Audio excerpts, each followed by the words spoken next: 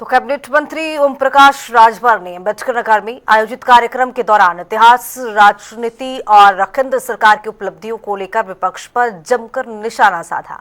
उन्होंने राजा सुहेलदेव को राष्ट्र का गौरव बताते हुए कहा कि देश की रक्षा करने वालों का सम्मान होना चाहिए, न कि देश पर आक्रमण करने वालों का महिमा मंडन होना चाहिए।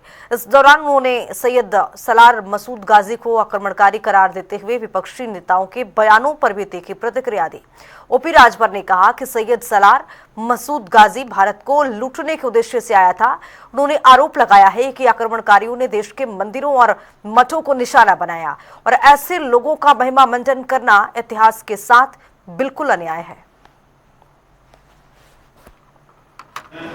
देखिए, वो अनपढ़ जाहिल गंवार है, समझ रहे हैं ना।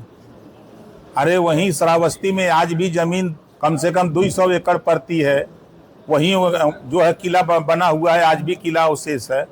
और दुनिया जान रही है कि अफगानिस्तान से सैयद सलार मसूद गाजी भारत के मठ मंदिर को लूटने के लिए, भारत की संपत्ति लूटने के लिए, भारत को गुलाम बनाने के लिए आया।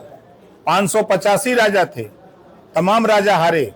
जब वो बहराइच की तरफ बढ़ा तो राजभर महाराजा सुहेलदेव जी ने तमाम राजाओं की एक मीटिंग जुटा करके कहा कि देश सर्वोपरि, देश रहेगा तो हम राजा रहेंगे, नहीं हम गुलाम हो जाएंगे, सब लोग मिल के लड़ो।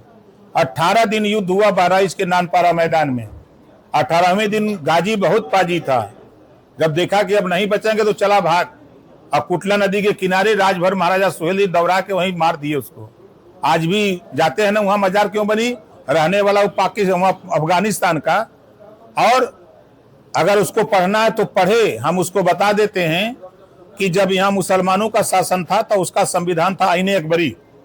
जब यहाँ अंग्रेजों का शासन था तो उसका संविधान था गजेटियर। उसमें उठा के पढ़ ले, इतिहास के पन्नों में जब जाएगा तब उसको मालूम होगा।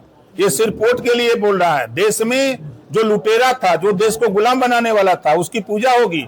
जो देश की सुरक्षा किया, देश की संपत्ति को बचाया, उसकी पूजा नहीं होगी। इस नाते बहराइच में राजभर महाराजा सुहेलदेव जी का स्मारक बना, 56 फुट ऊंची मूर्ति बनी और प्रधानमंत्री जी ने शिलान्यास किया और मुख्यमंत्री योगी आदित्यनाथ जी ने उद्घाटन करके ऐलान किया कि अब यहाँ 10 दिन गाजी का मेला नहीं, अब राजभर महाराजा सुहेलदेव जी का मेला लगेगा।